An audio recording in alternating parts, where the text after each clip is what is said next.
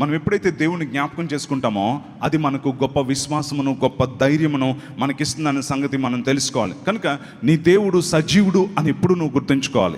ఆ సజీవుడైన దేవుడిని నువ్వు ఎప్పుడైతే జ్ఞాపకం చేసుకుంటావో, నువ్వు ఎటువంటి అవమానాల్లో ఉన్నా, ఎటువంటి కష్టాల్లో ఉన్నా అది నీకు గొప్ప ధైర్యాన్ని, శక్తిని ఇస్తుంది. అందుకోసమనే దావీదును ఎప్పుడైతే రాళ్లతో కొట్టి చంపాలని ప్రజలు అనుకున్నారో, దావీదు తన దేవుడైన యెహోవాని బట్టి ధైర్యం తెచ్చుకున్నాడు. అంటే ఆ సమయంలో దావీదు దేవుణ్ణి జ్ఞాపకం చేసుకున్నాడు. రాత్రి జాముల యందు అడవిలో దావీదు మంచం మీద పడుకున్నప్పుడు, రాత్రి జాముల యందు నిన్ను జ్ఞాపకం చేసుకున్నప్పుడు క్రొవ్వు మెదడు దొరికినట్లుగా నా ప్రాణము తృప్తి పొందుచున్నది, ఉత్సహించు పెదవులతో నా నోరు నిన్ను గురించి గానము చేయుచున్నది అన్నాడు. మంచం మీద పడుకున్నప్పుడు రాత్రి వేళ, చీకటి వేళ కష్టాలన్నీ గుర్తొస్తూ ఉంటాయి, అవునా కదా? రాత్రి మంచం మీద పడుకున్నప్పుడే కదా రోజంతా చేసిన పనులు, రేపు ఎదుర్కోవాల్సిన సమస్యలు అన్నీ గుర్తొచ్చి రేపు ఎలా ఎదుర్కోవాలి దేవుడా అని. కొంతమంది నిద్ర పట్టదు, కొంతమంది అంటే రాత్రి అంతా నిద్ర పట్టలేదండి అని అంటూ ఉంటారు. కానీ నీ సమస్యలు జ్ఞాపకం చేసుకోవడం కాదు, నీ సమస్యలన్నిటి నుంచి నిన్ను విడిపించే దేవుడు ఒకడున్నాడని ఆయన్ని జ్ఞాపకం చేసుకోవడం నువ్వు నేర్చుకోవాలి. హల్లెలూయా.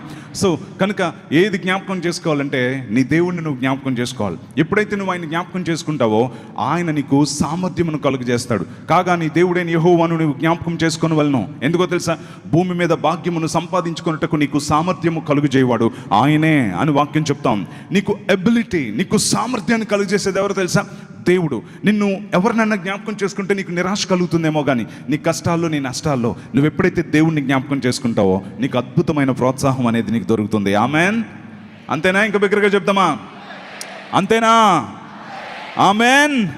ఎస్. ఎప్పుడైతే మనం దేవుణ్ణి జ్ఞాపకం చేసుకుంటామో, సజీవుడైన దేవుని జ్ఞాపకం చేసుకుంటామో, అది మనకి గొప్ప విశ్వాసాన్ని, శక్తిని ఇస్తుందన్న సంగతి తెలుసుకోవాలి.